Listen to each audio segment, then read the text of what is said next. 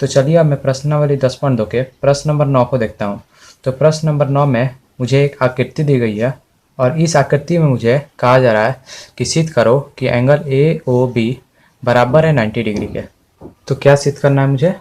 तो मुझे सिद्ध करना है कि एंगल ए ओ बी बराबर है 90 डिग्री के, यानी कि ये वाला जो एंगल है ये 90 डिग्री के बराबर मुझे सिद्ध करना है। तो एंगल ए ओ बी को 90 डिग्री के बराबर सिद्ध करने के लिए सबसे पहले मुझे एक रचना करना पड़ेगा। रचना में क्या करना पड़ेगा? तो रचना में मुझे ओ पॉइंट को सी पॉइंट से ज्वाइन कर देना होगा। तो मैंने इसे ज्वाइन कर दिया। तो मैं इसे रचना में लिख लूँगा। रचना क्या लिखूँगा कि ओ को सी से मिलाया, ओ को सी से मिलाया और मिलाने के बाद ये ए ओ बी एंगल दो एंगलों में बट गया।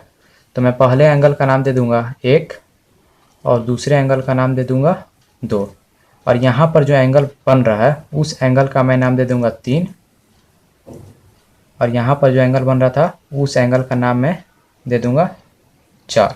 और उसके बाद मैं पी ओ ए और ए ओ सी दोनों त्रिभुजों को आपस में सर्गवांसम सिद्ध करूंगा। तो इसलिए यहाँ पर मैं लिख लूँगा त्रिभुज पी ओ ए और त्रिभुज सी ओ ए में सबसे पहले इस त्रिभुज का ओपी भुजा इस त्रिभुज के ओसी भुजा के साथ बराबर हो जाएगा, क्योंकि ये दोनों भुजाएं वृत्त के त्रिज्या हैं। तो यहाँ पर मिल सकता हूँ ओपी बराबर ओसी। कांड क्या लिखूँगा? कांड लिखूँगा वृत्त की त्रिज्या। और उसके बाद इस त्रिभुज का पी ए भुजा इस त्रिभुज के सी ए भुजा के साथ बराबर हो जाएगा, क्योंकि ये दोनों भुजा स्पर्श रेखाएं हैं और स्पर्श रेखा की लंबाई हमेशा बराबर होती है। तो यहाँ पर मैं लिखूँगा पी ए बराबर हो जाएगा सी ए के साथ। कांड क्या लिखूँगा? क्योंकि स्पर्श रेखाएं हैं, ये दोनों स्पर्श रेखाएं हैं। और लास्ट में इन दोनों त्रिभुजों का भुजा ओ ए आपस में बराबर हो जाएगा, क्योंकि ये जो ओ ए भुजा है ये दोनों में है, यानी कि ये ओ ए भुजा कॉमन है। तो जितनी लंबाई का ओ ए भुजा इस त्रिभुज में होगा उतनी ही लंबाई का ओ ए भुजा इस त्रिभुज में भी होगा। तो यहाँ पर मैं लिख लूँगा ओ ए बराबर हो जाएगा ओ ए के साथ, क्योंकि ये कॉमन है। तो कांड में लिख दूंगा कि उभयनिष्ठ, क्योंकि उभयनिष्ठ को ही कॉमन बोला जाता है। तो इस प्रकार से एस एस एस से ये दोनों त्रिभुज आपस में सर्गवांसम हो गए। त्रिभुज पी ओ ए सर्गवांसम हो गया त्रिभुज सी ओ ए के।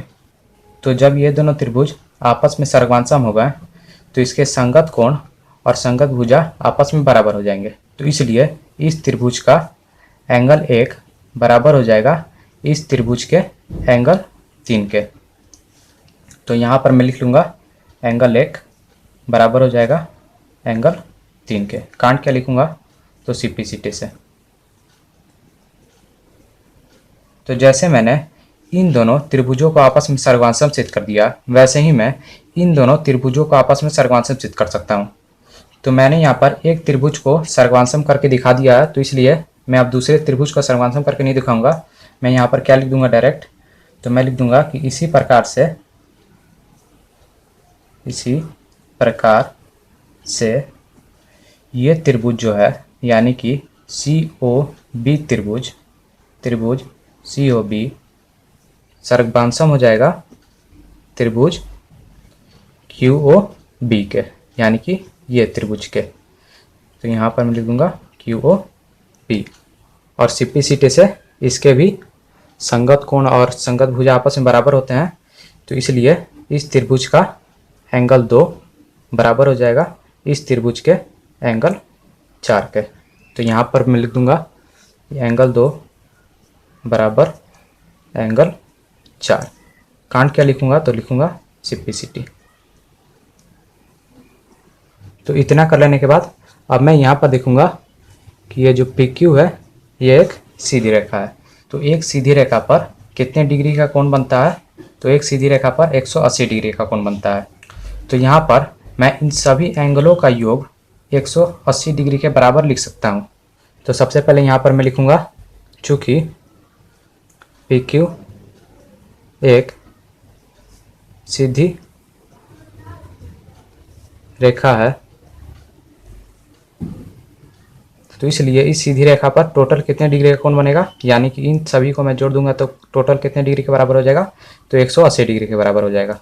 तो इसलिए मैं यहाँ पर लिखूंगा angle 3 plus angle 1 plus angle 2 plus angle 4 कितने डिग्री के बराबर हो जाएगा, तो 180 डिग्री के बराबर हो जाएगा। कांट क्या लिखूंगा, तो लिखूंगा रैखिक युग्म से, क्योंकि रैखिक युग्म में ही ये विशेषता बतलाता है कि एक सीधी रेखा पर 180 डिग्री का कोण बनता है। और फिर यहाँ पर मुझे एक बात ध्यान देनी है कि एंगल 1 और एंगल 2 को मुझे छेड़ना नहीं है, मैं केवल एंगल 3 और एंगल 4 को ही छेड़ूंगा। यानी कि यहाँ पर जो एंगल 3 है मैंने यहाँ पर बराबर किया था एंगल 1 के, तो मैं एंगल 3 के जगह पर एंगल 1 को लिखूंगा। तो यहाँ पर मैं लिख सकता हूँ एंगल 1 और प्लस, इसको मुझे नहीं छेड़ना है तो यहाँ पर लिखूंगा एंगल 1 जैसे था, और यहाँ पर प्लस है तो प्लस लिखूंगा। और एंगल 2 को भी मुझे नहीं छेड़ना है तो यहाँ पर एंगल 2 लिख दूंगा, और प्लस है तो प्लस लिख दूंगा। और एंगल 4 को मुझे छेड़ना है, तो एंगल 4 किसके बराबर था, तो एंगल 2 के बराबर था। तो मैं एंगल 4 के जगह पर एंगल 2 को लिख सकता हूँ। तो यहाँ पर मैं लिख दूंगा एंगल 2 और बराबर था 180 डिग्री, तो बराबर हो गया 180 डिग्री। और यहाँ पर एंगल 1 प्लस एंगल 1, यानी कि एंगल 1 2 पीस है, तो यहाँ पर हो जाएगा 2 पीस एंगल 1, और यहाँ पर प्लस था तो प्लस दे दूंगा। और यहाँ पर है 2 पीस एंगल 2, तो यहाँ पर मैं लिखूंगा 2 पीस एंगल 2, और ये इक्वल टू 180 डिग्री था तो 180 डिग्री में लिख दूंगा।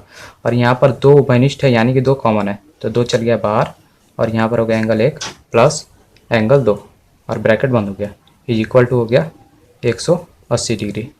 तो हमारा एंगल 1 प्लस एंगल 2 कितना आ गया, तो हमारा एंगल 1 प्लस एंगल 2 आ गया 180 डिग्री।